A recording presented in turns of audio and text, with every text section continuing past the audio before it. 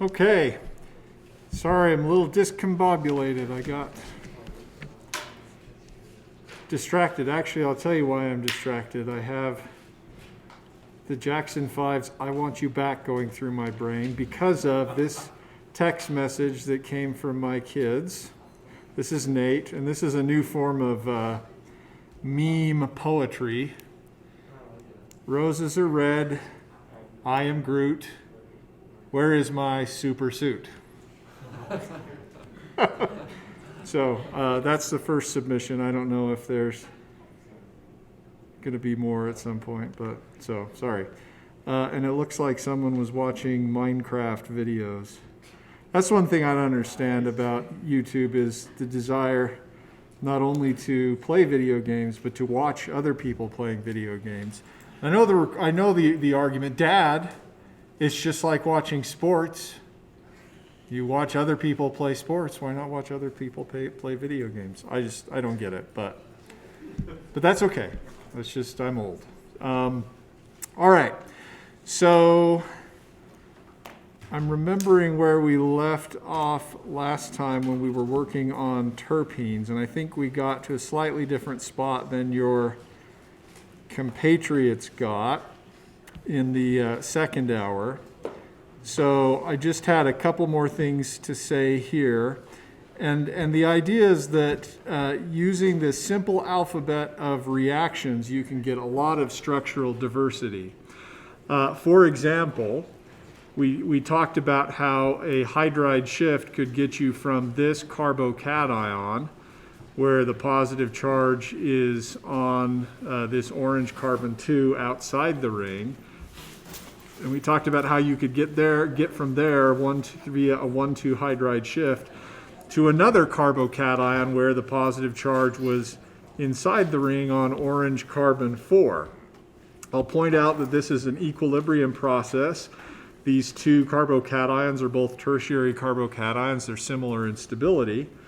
And it turns out that if we erase that. Oh, this is fine.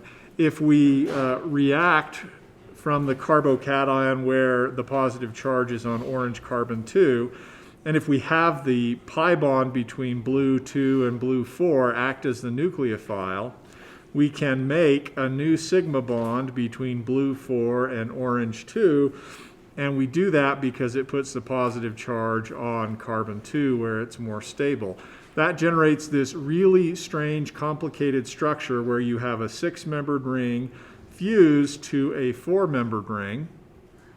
And then you can eliminate from either blue 1 or blue 3 to get one of two possible products. If you eliminate here, that product is called alpha pinene, and if you eliminate on the methyl group that's outside the ring, you get beta pinene, and both of those are components of pine oil or turpentine and so on.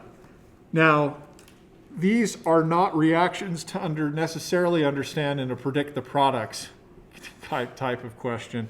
I wouldn't ever give you the linear precursor and say, show me all expected products from this, because there are tons.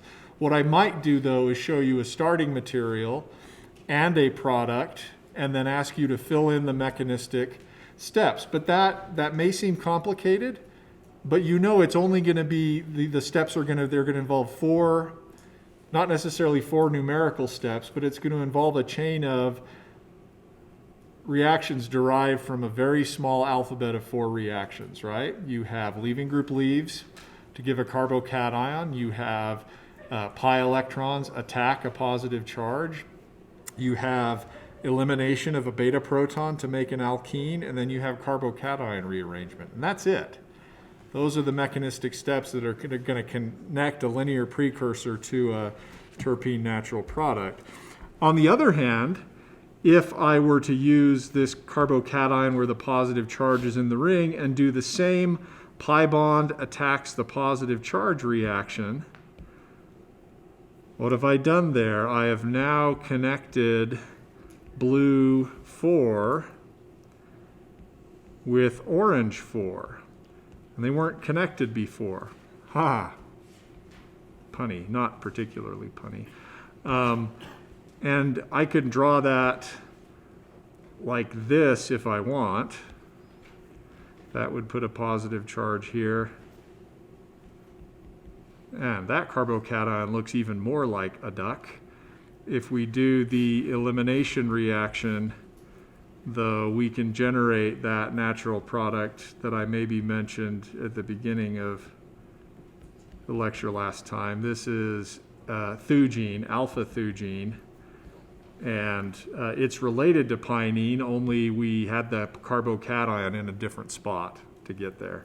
So again, from the same simple starting materials, we can get very complicated products, some of which have interesting shapes and others that have interesting functions. There are some questions I posted. Hopefully you saw a supplement to Practice Exam 3 where there were a couple of questions actually from last year's test for 351 in a class I taught maybe a couple years ago. Terpene questions that I might ask to give you an idea of where to expect these things. Yeah? I was just wondering, with the first two that we formed, the alpha pinene and the beta pinene, why would you form a third with the double bond or the pi bond on the other side of? Okay. See, the question here in class is, I think, there's another proton on carbon 4. Why wouldn't you form it there? That is a great question, and it turns out it's difficult to see unless you look at this molecule from a slightly different perspective. Basically, there's no way to get this proton to line up with the positive charge. I'm going to just real briefly try to draw the structure for this carbocation for you. There's a... sorry. No, I liked it better that old way.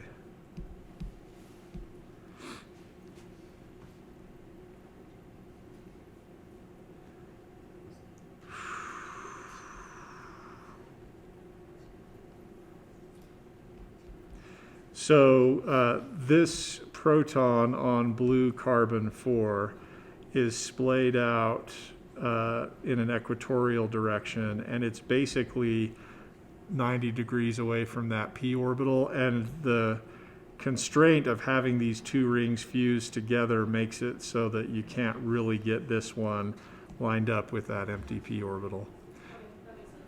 All right, yep. That being said, I wouldn't ask you to predict that that wouldn't happen. I just would have shown you those products and asked how it would happen. Okay. Yeah. How would we know it couldn't happen? Like, would we have to do a ring flip to see the other?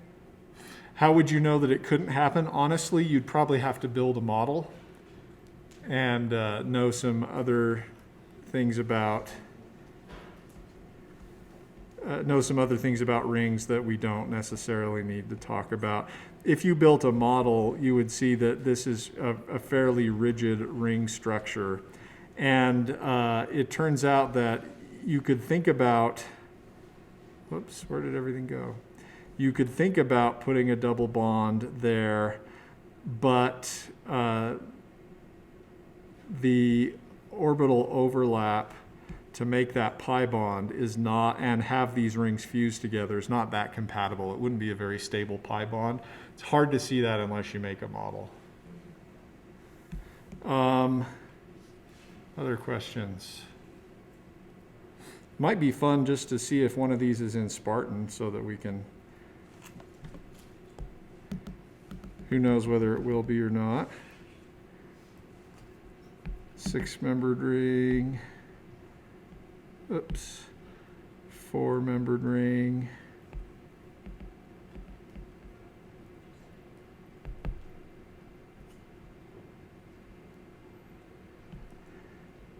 It's really not going to like us.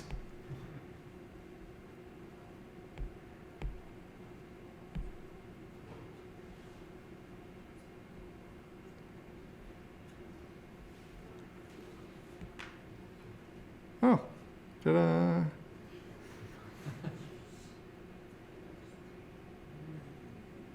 Isn't that crazy? So let me get so I can point out the atoms here. Here's the 6-membered ring. Oh, no, we're not doing that. Okay, 1, 2, 3, 4, 5, 6. Here's the 4-membered ring. 1, 2, 3, 4. Here's the 2 methyl groups. And there's the double bond. Molecule not in database. Okay, but it still comes up with a pretty good representation of what this thing looks like. Anyway, so sometimes the drawings on paper don't give you a total picture of the way the molecule looks. All right. So now let's briefly talk chapter 11. I don't like chapter 11. And one of the reasons I don't like chapter 11 is because it shows you reactions with alkynes that are actually basically the same as reactions with alkenes. So I'm going to go through some of this pretty quickly and try to make it clear what you do need to know and what you don't need to know. Here is what we will call a terminal alkyne or an acetylene. Those are two words that mean the same thing. This is an internal alkyne where R is some hydrocarbon. So in a terminal alkyne, one of the two sp hybridized atoms is attached to a hydrogen. In an internal alkyne, they're both attached to hydrocarbon-based things. If you subject this terminal alkyne to HCl or HBr, and for now let's just say we're adding only 1 mole or 1 equivalent of HBr per mole of alkyne, you're going to get addition of HBr across the double bond. Now, I'm not going to show you the mechanism for this, in part because it's more complicated in reality than what's shown in your text. But conceptually, you can think of this reaction as happening in mostly the same way that you've shown for alkenes. That is, pi bond of the alkyne attacks the proton, and the leaving group leaves. You get a carbocation, and then in a second step, that carbocation attacks the positive charge. You get the Br on the more substituted carbon because that's where the positive charge was more stable. So just this is exactly analogous to what we would have seen from an alkene, right? If we had used HBr, we would have expected that alkene to give us the product with the Br on the more substituted carbon. Does that make sense? That's exactly analogous, right? Now, the only difference with the alkyne is you've got 2 pi bonds to worry about. So if you add 1 equivalent of HBr, you can stop with this product. If you add the second equivalent of HBr, that is another mole of HBr, you do the same thing again.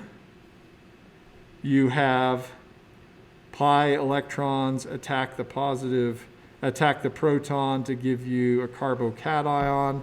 Leaving group leaves. The carbocation intermediate that you get puts the positive charge on the more substituted carbon where it's more stable. Also, one thing that's a minor point is that bromine has lone pairs that can stabilize that positive charge by resonance.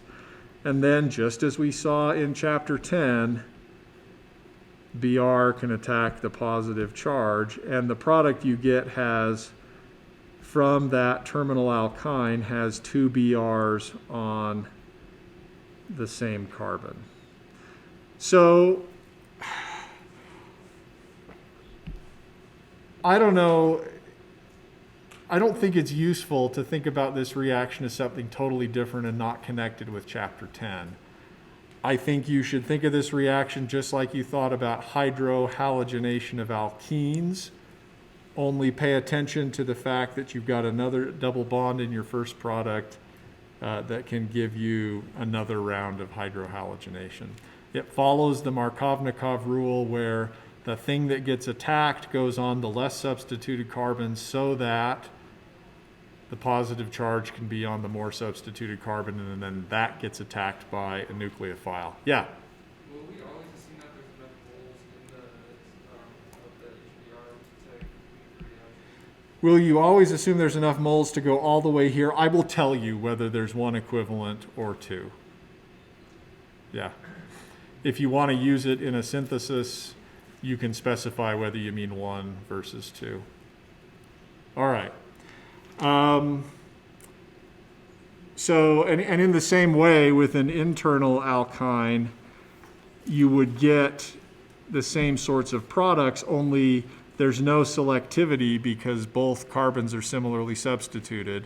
So if these R groups are different, you would get two different products from using two equivalents of HBr. You'd get one where the BRs were adjacent to,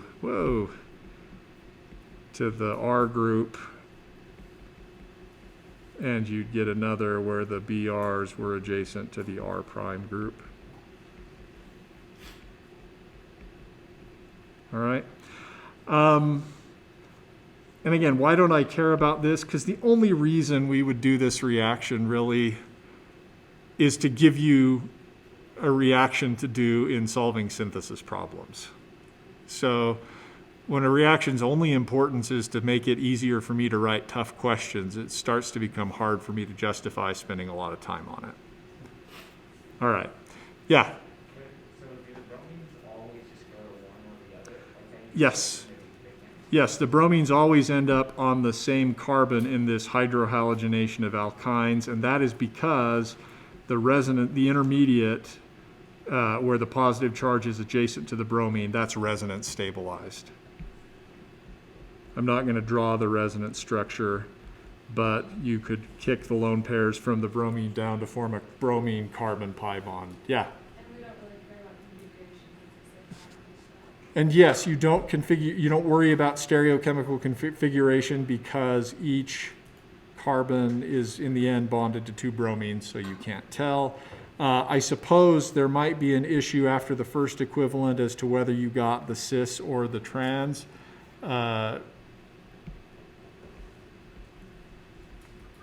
Right, do you end up with this or the isomer? That's actually controversial, and there's some evidence that trans is preferred, and that has to do with mechanistic complexities that are beyond the scope of what I prefer to talk about. Yeah. All right. So another one that is a little tricky is to do the hydration of alkynes. Your text makes a big deal of the fact that in some cases you need to add a mercury catalyst to make this reaction work. I used to pay attention to that until I decided I didn't care anymore, so we're going to forget about that. But don't you wish you had that luxury? On a question, fill in your explanation. Dr. Price, I decided not to care about this anymore. Great, full points.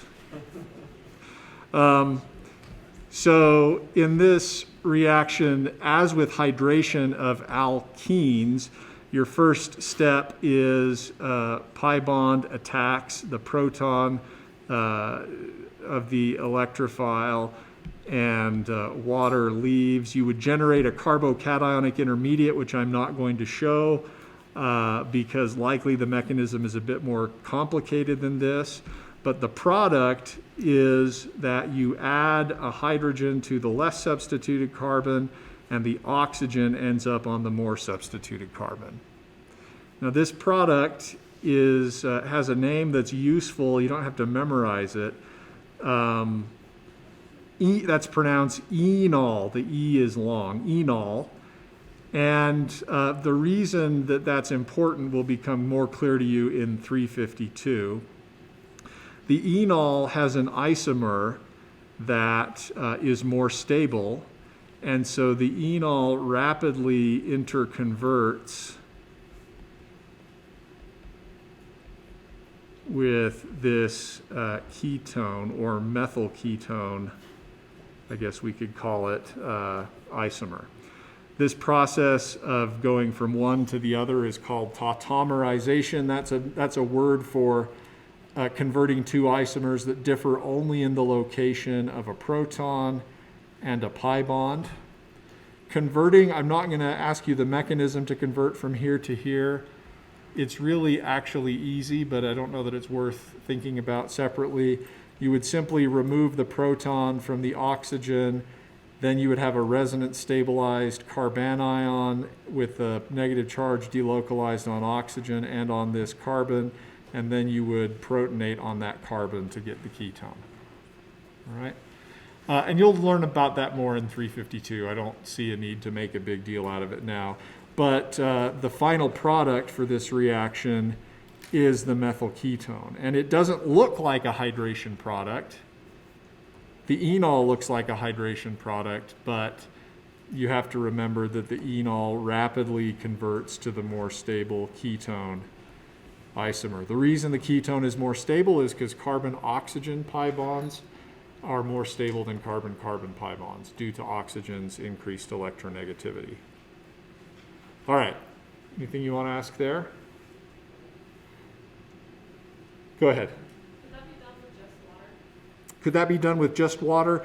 No, you need to have acid to first protonate the pi bond of the alkyne to get the reactive intermediate. Yeah. So, and you need only catalytic acid. So this could be like H2SO4 and water as an example of a reagent that you might use. This works for internal alkynes as well. And I'm not going to draw those products. You would simply have this kind of situation with a double bond to an oxygen at one of those two carbons. There'd be two possible ketone products.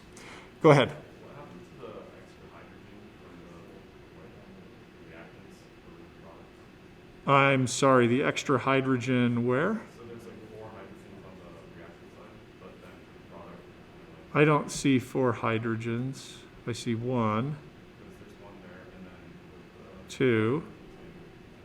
and then Oh, right. I didn't show you that you would make this intermediate first, and then it would lose its proton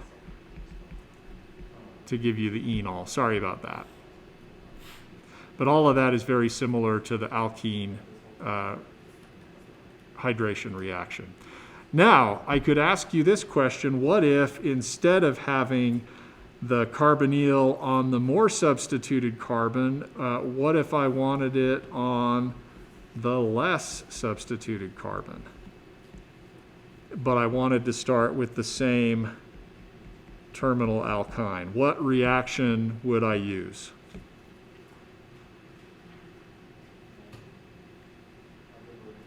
Hydroboration. Good. That would install the BH2 group on the less substituted carbon for reasons that we talked about in chapter 10. And then we could convert that BH2 group into an oxygen, into an OH group with the oxidation step. Your product here is an enol. The only difference is that the OH is on the less substituted carbon versus the more substituted carbon. And again, you're going to rapidly tautomerize to the aldehyde product. It's an aldehyde. Why? Because the oxygen's on the less substituted carbon. So this is, I believe, the first reaction that you know of where we have made aldehydes or ketones. And it's easy to get lost in the fuss over these new functional groups and ignore the connection between these reactions and what you've learned earlier. This is just the same reaction as alkene hydration. It's just that because you've got another double bond there, you make an enol, which happens to have a more stable ketone form. Yeah? So I'm just trying to picture the final product had 2 oxygens and they weren't double, like, would that be something where we wouldn't end up with a ketone? Or is this the first step? Okay, yeah, Hiram's question is this a thing?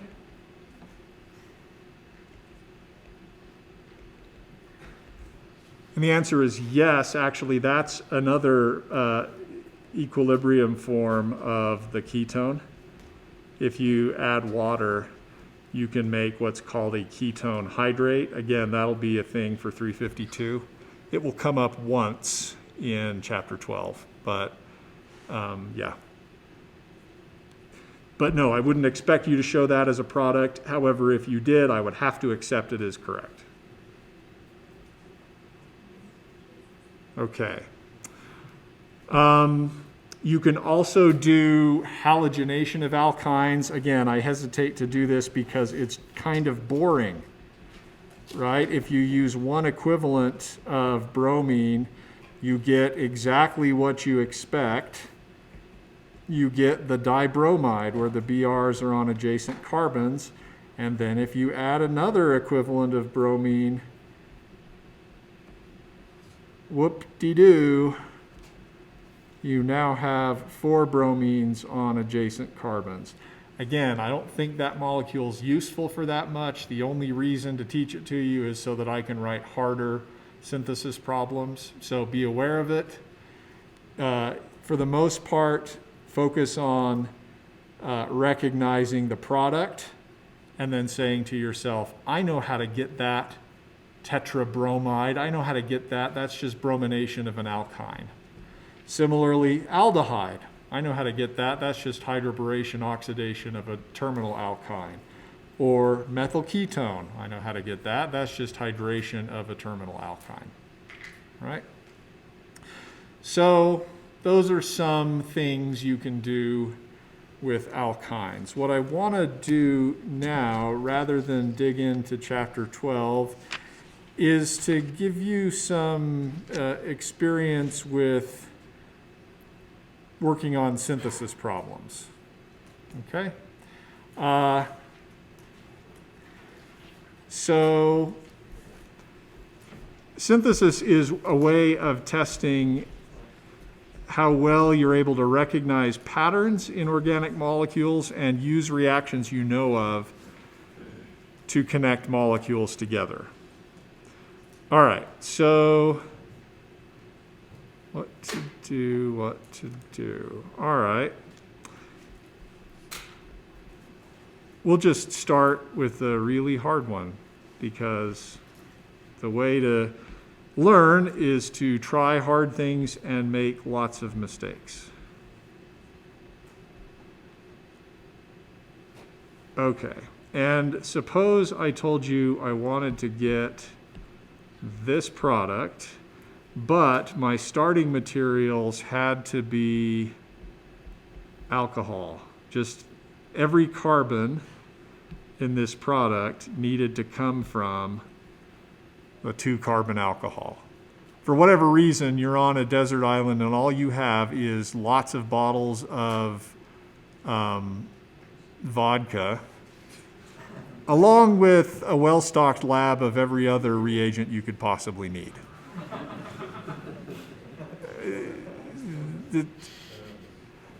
Don't knock it. This is my fantasy, right? No, it's actually not. If it were on the Death Star, then we're talking. But okay, so if I have to get from this starting material to this product, likely I'm going to need a lot of steps. Okay? So it's useful to try to look at the final product and to start thinking about strategy. I know that my starting materials come in only 2 carbons connected to each other. So I'm pretty sure that these carbons are going to have to come in a separate unit from these carbons, which are going to have to come in a separate unit from these carbons. Does that make sense? Probably I'm not going to want to first have to cut this molecule into 2 different carbons and then do stuff. Probably I'm going to take advantage of the bonds I already have. All right, so what that means is I probably need to make this carbon-carbon bond and this carbon-carbon bond. So one of the best ways to get started on this problem is not to start at the beginning, but to start at the end and think about what the penultimate step may have been. Or, I'm not sure if I used that term correctly, what the previous step might have been. And to do this, you can identify each of these bonds that we had to make. This is a carbon-carbon sigma bond, and it's between an sp hybridized carbon and an sp3 hybridized carbon. So one question we could ask at this stage is, do we know of a reaction that does this? Do you know of a reaction where you make a bond between an sp hybridized carbon and an sp3 hybridized carbon? It turns out you do, but you may not know it. And so now we're going to talk about it so you can know it. What if I had a leaving group, and then what if I used this negatively charged alkyne conjugate base? This molecule is called an acetylide. It is the conjugate base of an acetylene. Nucleophile attacks sigma star, leaving group leaves, and I just made a new carbon-carbon bond between an sp hybridized carbon and an sp3 hybridized carbon. That's just SN2, chapter 7 stuff. Only you probably weren't thinking of it because maybe you had never done it before. All right? Questions about that? Now, I'm okay with the fact that I don't yet know where on earth I got this acetylide from or the alkyl bromide, but I do know at some late stage in the process I can make this bond. Okay? How about the other bond here? This is also between a sigma bond between two carbons, where one is sp hybridized and one is sp3. The only other detail, though, is that on carbon 2, I've got an OH group.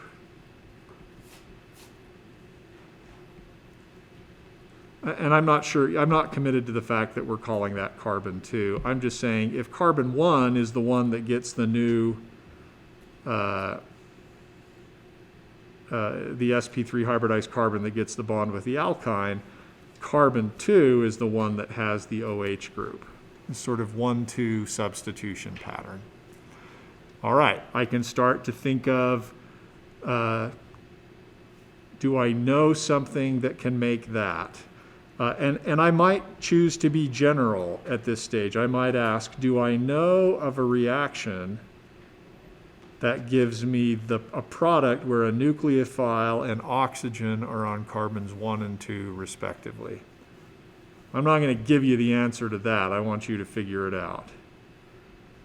What reaction would do that?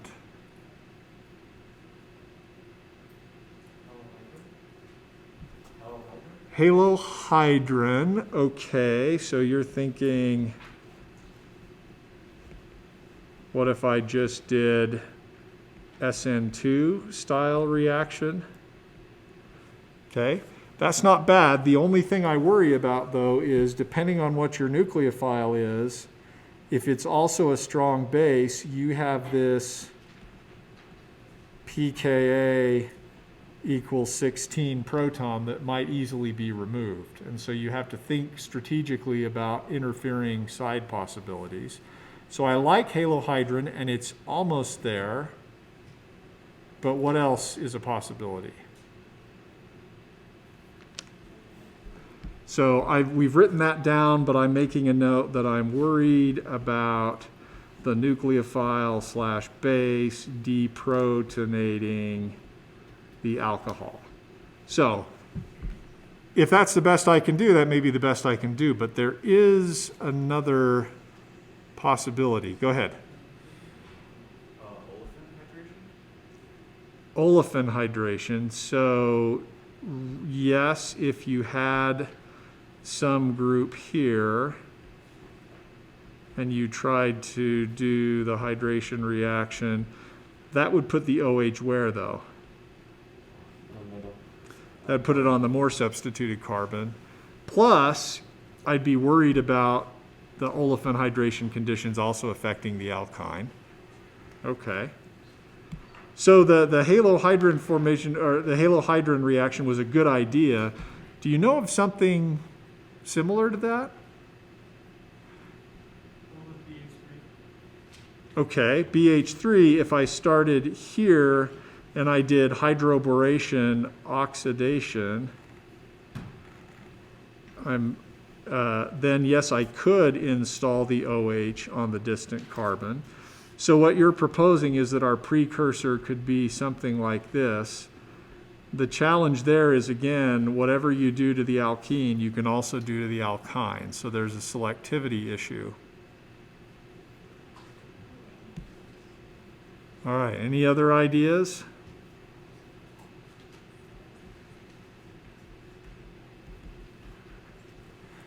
All right. So now you're going to learn something. Okay, and you might encounter this in the future, so pay attention because it's useful. What if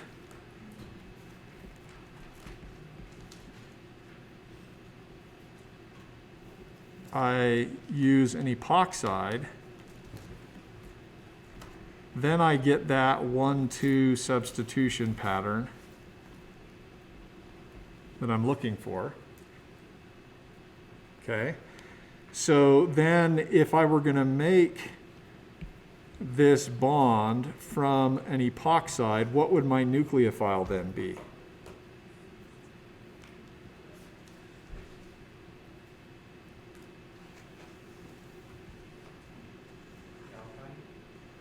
It would be the alkyne, right? So I could have the deprotonated alkyne, the acetylide, be the nucleophile.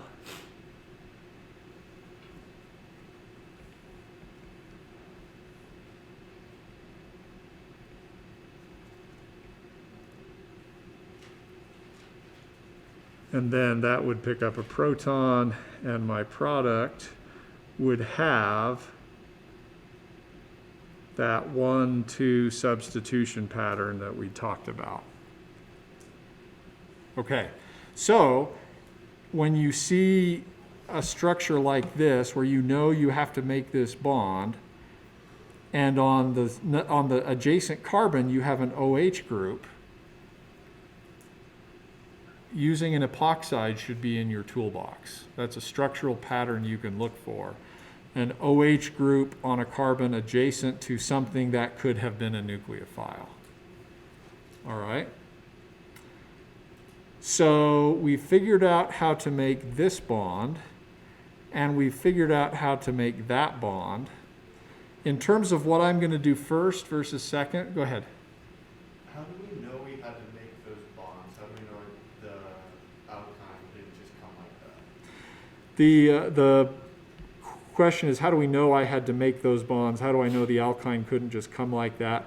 I would have told you in the question that every carbon in your product had to come from this 2-carbon unit, which is arbitrary, but yeah, go ahead. So that's kind of where I'm confused, just because the 2 carbons in the relative triple bond don't come from alcohol. So far you're confused because the 2 carbons in the triple bond don't come from the alcohol. Okay, we're not done yet. We need to solve the problem. You're right. Because you're right, our allowed starting material doesn't include things with triple bonds. So we're going to have to see, could I get from this starting material to something that has a triple bond? In terms of what to do first versus second, I recommend doing this one last and this one first, because when you do the epoxide reaction, opening up to the epoxide, you get an OH group, And that's going to be a potential source of problems for using nucleophiles that are strong bases in the future. You're just going to deprotonate the OH group. So I would recommend starting with this alkyne and reacting it with this alkyl halide to get this new alkyne product. You could then deprotonate that alkyne, protonate that alkyne product with a strong enough base. A base that works is any base whose conjugate acid has a pKa greater than 25. It just so happens that sodium amide is a good choice that your text often uses. That will get you to this deprotonated alkyne, which we're then going to use to attack the epoxide. So that's the end game. We've got that set. The question that we have now is, how do I connect these simpler precursors, the alkyl bromide, the alkyne, and the epoxide, how do I connect those to allowed starting materials? So when you do a synthesis problem, what happens is you convert a challenging synthesis problem into a smaller synthesis problem, and then you connect that to the allowed starting materials. All right, but questions so far on this end game strategy? Certainly not as cool as Dr. Strange's end game, but what are you going to do? Yeah. Did we ever learn how to make an epoxide from like the OH? Have we ever learned how to make an epoxide from here? Yes. Yep, you may have missed it, and we'll talk about it. It's not actually that hard, and once you know, you'll remember.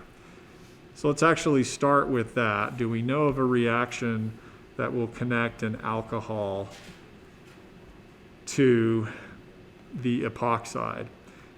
You can actually get that epoxide from a precursor that has an OH and a Br on adjacent atoms. And the way that works is you use a strong base that's not a good nucleophile. Sodium hydride works really well for alcohols.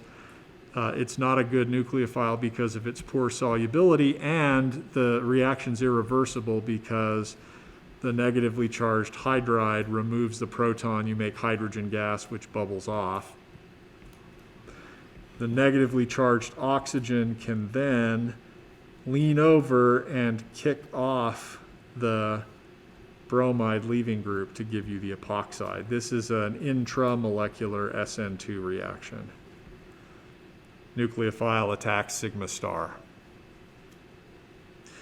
Okay, where do we get molecules that have Br and OH on adjacent atoms? Give you a hint, that is a chapter 10 reaction.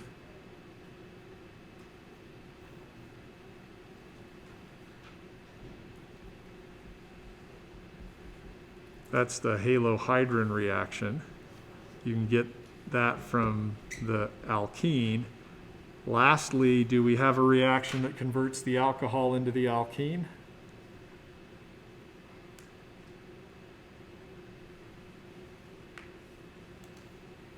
You know there was one somewhere. It's chapter 9.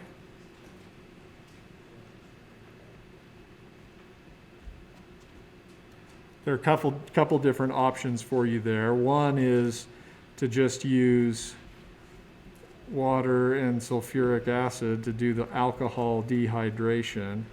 You could also use POCl3 and pyridine to do the same thing. So now we have connected one of our 3 key reagents to starting material.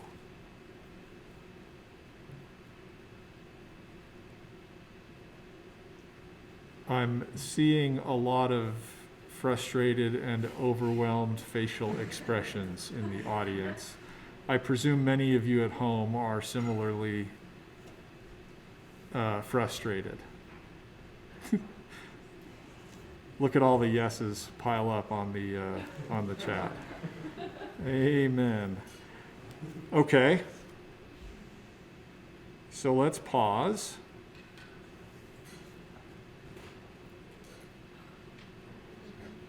Give you a chance to think and ask. Go ahead. So are there technically two synthesis reactions, one say for the approximating and the other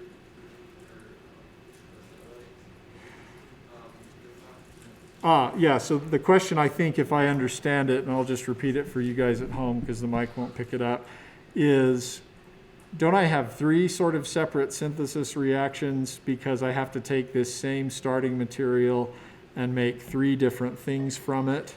The purple thing, the orange thing, and the blue thing, and then I bring those three things together? Yes.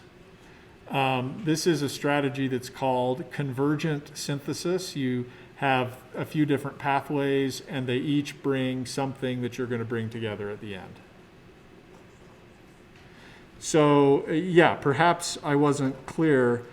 It's not like you're going to start with just this and only 2 carbons are going to come from this. No, all of the carbons in the product will come from this starting material. We're just going to manipulate that starting material in different ways to get the pieces that we need. All right, good. Other questions? Yeah, go ahead. So that's going to be our starting material for every reaction, right? That's what we're saying. Yeah, this is our allowed starting material or original starting material. Of course, each reaction we do, the product will be used as a starting material in another reaction, but the genealogy of our product all has to come back to here. This is Eve and Adam. All right. Yes? Could you explain again how, so to make the process we use the O, BR, but how did we get that from the OH? Yeah, how do we get that? How do we get the OH and the BR? Is that what you're asking? Yeah. Okay. So when you do bromination with water as the solvent, you first make the bromonium ion, and then water opens it up.